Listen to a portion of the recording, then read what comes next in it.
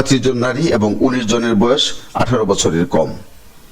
তারা আরো লিখেছেন, চিকিৎসা শেষে 468 জনকে ছেড়ে দেওয়া হয়েছে এবং 33 জন হাসপাতালে চিকিৎসাধীন রয়েছেন।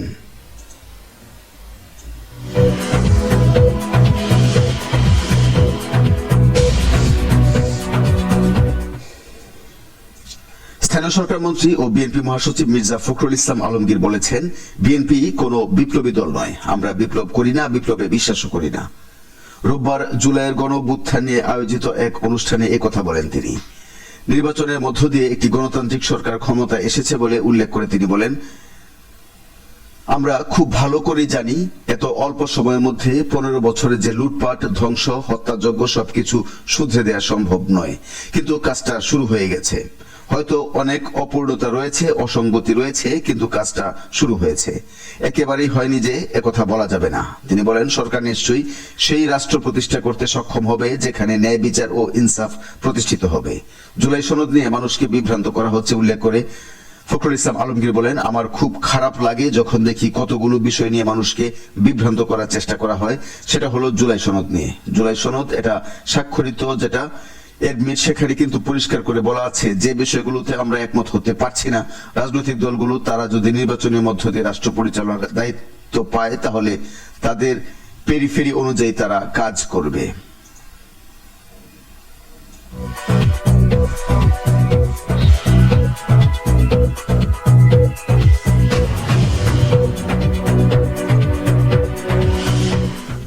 প্রিয় দর্শক, দেখে নিচ্ছি আজকে বাংলাদেশের জাতীয় দৈনিক পত্রিকাগুলোর সংবাদ শিরোনাম।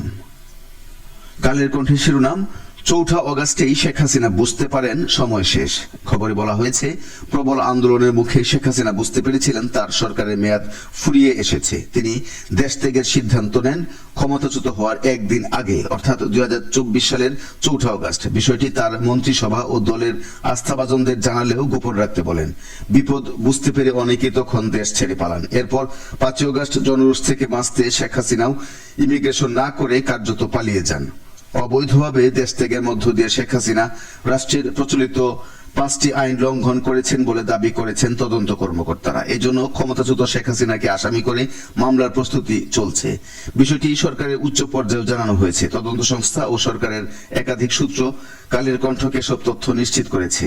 শেখ হাসিনা সহ বিদেশে পলাতক আওয়ামী লীগ নেতাদের দেশে ফিরিয়ে এনে আদালতের রায় কার্যকর করার চেষ্টা চালাচ্ছে বর্তমান সরকার। আজকের পত্রিকা শিরোনাম, বেনজিরকে ফেরত দিতে রাজি দুবাই, 4 বিষয়ে ব্যাখ্যা চায়। খবরে বলা হয়েছে, দুর্নীতির মামলায় দুবাইয়ে আটক সাবেক আইজিপি বেনজির আহমেদকে বাংলাদেশে ফেরত পাঠাতে নীতিগত সম্মতি জানিয়েছে দুবাই পুলিশ। তবে প্রত্যর্পণের আইনি এবং কারিগরি প্রক্রিয়া সম্পর্কে 4টি বিষয়ে ব্যাখ্যা চেয়ে ইন্টারপোলের মাধ্যমে বাংলাদেশ সরকারকে চিঠি পাঠিয়েছে তারা।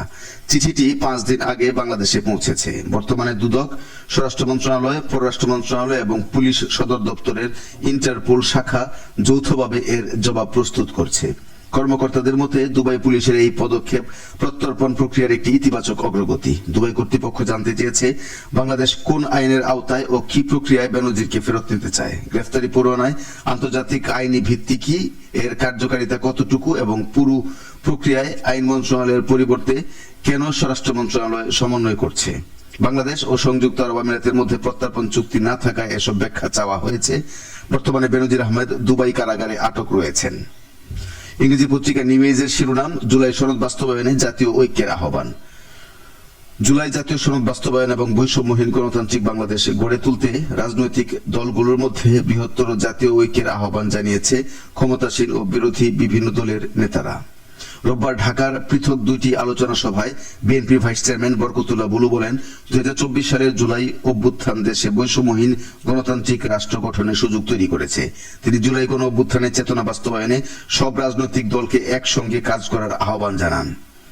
বিপ্লবী ওয়ার্কার্স পার্টির সাধারণ সম্পাদক সাইফুল হক বলেন, জুলাই জাতীয় সনদ ও 1972 সালের সংবিধানের মধ্যে মৌলিক কোনো বিরোধ নেই, তাই সনদ বাস্তবায়নে সবাইকে ঐক্যবদ্ধভাবে এগিয়ে আসতে হবে। ইংরেজি পত্রিকা দ্য ডেইলি স্টারের শিরোনাম, রোহিঙ্গা সংকট আরো গভীর, তবে কমছে বিশ্বের নজর।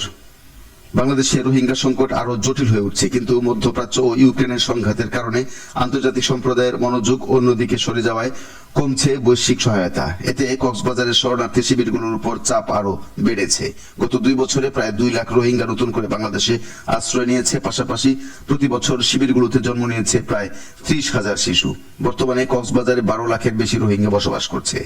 শরণার্থী ত্রাণ ও প্রত্যাবাসন কমিশনার মিজানুর রহমান জানান, প্রতি সপ্তাহে গড়ে 50 থেকে 60 জন নতুন রোহিঙ্গা বাংলাদেশে প্রবেশ করছে। দেশ রূপান্তরের শিরোনাম, পাসপোর্টে জুলাই অভ্যুত্থানের স্মৃতি।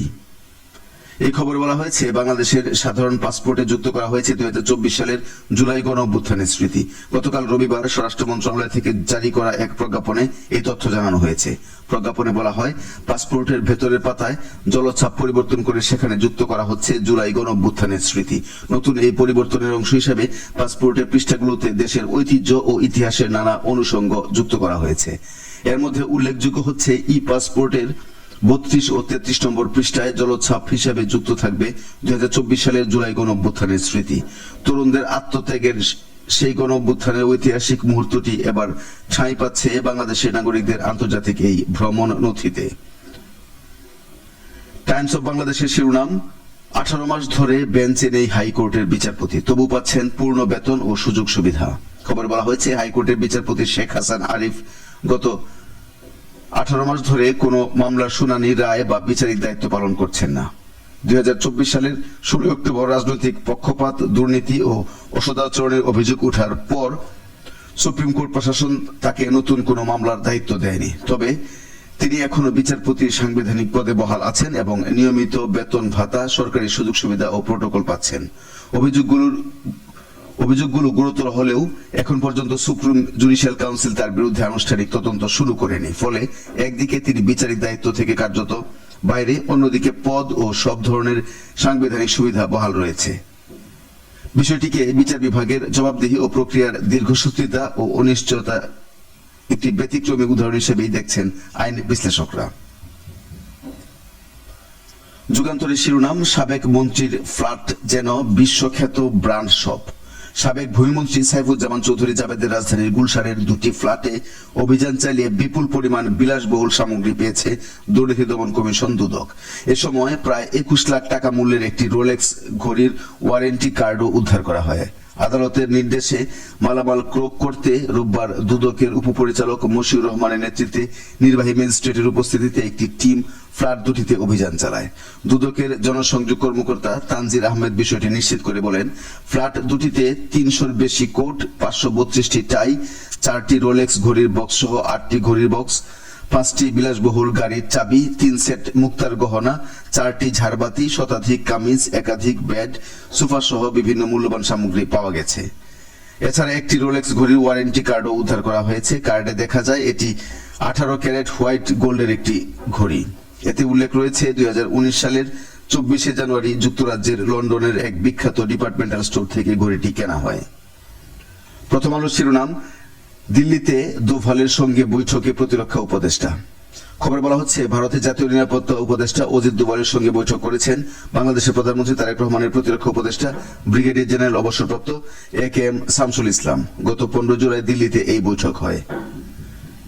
বৈঠকটির বিষয়ে বাংলাদেশ বা ভারতের কোনো পক্ষই আনুষ্ঠানিকভাবে কিছু জানায়নি। তবে কূটনৈতিক সূত্র ও বিশ্লেষকদের মতে, সাম্প্রতিক সীমান্ত পরিস্থিতি, আঞ্চলিক নিরাপত্তা এবং গত মাসে বাংলাদেশের প্রধানমন্ত্রীর চীন সফরের পরিপ্রেক্ষিতে বৈঠকটি বিশেষ তাৎপর্য বহন করছে। দিল্লিতে 16 জুলাই অনুষ্ঠিত হয় বিমস্টেকভুক্ত অর্থাৎ বঙ্গোপসাগর উপকূলবর্তী দেশগুলোর একটি আঞ্চলিক অর্থনৈতিক ও কারিগরি সহযোগিতা জোট। বিমস্টেক দেশগুলোর জাতীয় নিরাপত্তা প্রধানদের 5ম সম্মেলন। এই সম্মেলনে যোগ দিতে আগের দিন ভারত সফরে যান প্রতিরক্ষা উপদেষ্টা শামসুল ইসলাম। মানবজমিন পত্রিকার শিরোনাম, জোট শরিকদের সঙ্গে বসছেন প্রধানমন্ত্রী, আলোচনায় নানা ইস্যু। ফ্যাসিস্ট আওয়ামী লীগ সরকারের বিরুদ্ধে যুগপৎ আন্দোলনে অংশ নেওয়া শরিক রাজনৈতিক দলগুলোর শীর্ষ নেতাদের সঙ্গে বৈঠক ডেকেছেন প্রধানমন্ত্রী ও বিএনপির চেয়ারম্যান তারেক রহমান।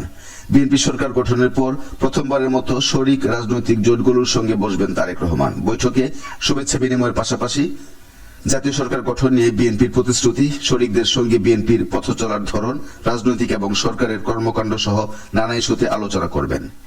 ওদিকে ক্ষোভ ও অসন্তোষ নিয়ে বৈঠকে যাবেন শরিক দলের নেতারা। ইতিমধ্যে জাতীয় সমাজতান্ত্রিক দল জেএসডি বৈঠকে না যাওয়ার বিষয়ে দলীয়ভাবে সিদ্ধান্ত নিয়েছে। আজ সন্ধ্যায় রাষ্ট্রীয় অতিথি ভবন যমুনায় এই বৈঠক হওয়ার কথা রয়েছে।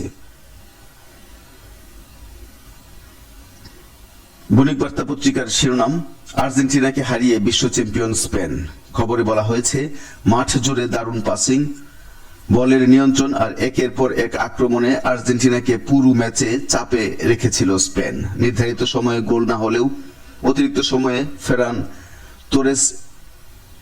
তোরেসের একমাত্র গোলে 1-0 ব্যবধানে জিতে ইতিহাসে দ্বিতীয়বারের মতো বিশ্বকাপ জিতেছে লুইস দা লা ফুয়েন্তের দল।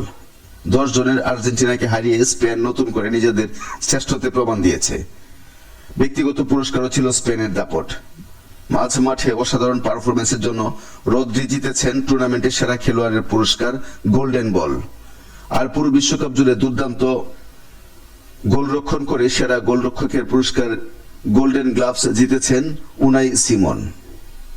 নয়াদিগন্ত পত্রিকার শিরোনাম, হাসিনা সহ 40 জনের বিরুদ্ধে খসড়া প্রতিবেদন প্রসিকিউশনে। এই খবরে বলা হয়েছে, 2013 সালের 5ই মে রাজধানীর মতিঝিলে শাপলা চত্বরে হেফাজতে ইসলামের মহাসমাবেশ ঘিরে সংঘটিত বর্বরচিত হত্যাকাণ্ড ও মানবতা বিরোধী অপরাধের মামলার খসড়া তদন্ত প্রতিবেদনে আন্তর্জাতিক অপরাধ ট্রাইব্যুনালের প্রসিকিউশন কার্যালয়ে দাখিল করা হয়েছে। ট্রাইব্যুনালে তদন্ত সংস্থার তৈরি করা এই খসড়া প্রতিবেদনে জুলাই গণঅভ্যুত্থানে ক্ষমতাচ্যুত প্রধানমন্ত্রী শেখ হাসিনা, সাবেক স্বরাষ্ট্রমন্ত্রী মহিউদ্দিন খান আলমগীর, সাবেক সেনাপ্রধান জেনারেল অবসরপ্রাপ্ত আজিজ আহমদ, তৎকালীন পুলিশ ও বিজিবি প্রধান সহ 40 জনের বেশি ব্যক্তিকে অভিযুক্ত করা হয়েছে।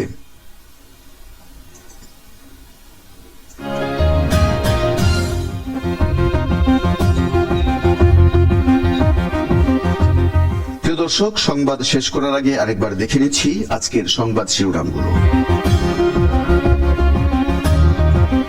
5 বছরে 16টি শিরোপা, স্পেন এখন ফুটবলের সবচেয়ে অদম্য শক্তি। পক্ষপাতিত্বের গুজব এবং রেফারিং এর সুবিধার বিতর্কের বিশ্বকাপ জেতা হলো না আর্জেন্টিনার।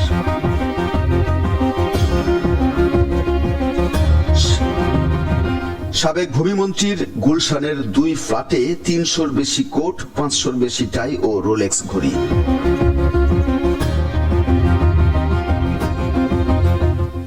তেহরানে যুদ্ধে মৃতের সংখ্যা 50-এ পৌঁছেছে, জানিয়েছে স্বাস্থ্য মন্ত্রণালয়।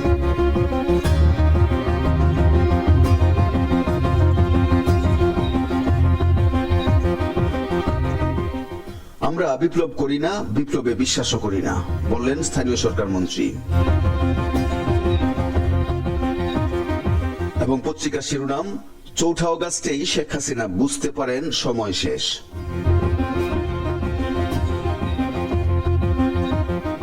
প্রিয় দর্শক, এতক্ষণ ধৈর্য ধরে আমাদের সঙ্গে থাকার জন্য অনেক অনেক ধন্যবাদ। আজ সন্ধ্যা 7:30টায় বিবিসি প্রবাহ শোনার আমন্ত্রণ জানিয়ে এখনকার মতো বিদায় নিচ্ছি। ভালো থাকবেন, শুভ সকাল।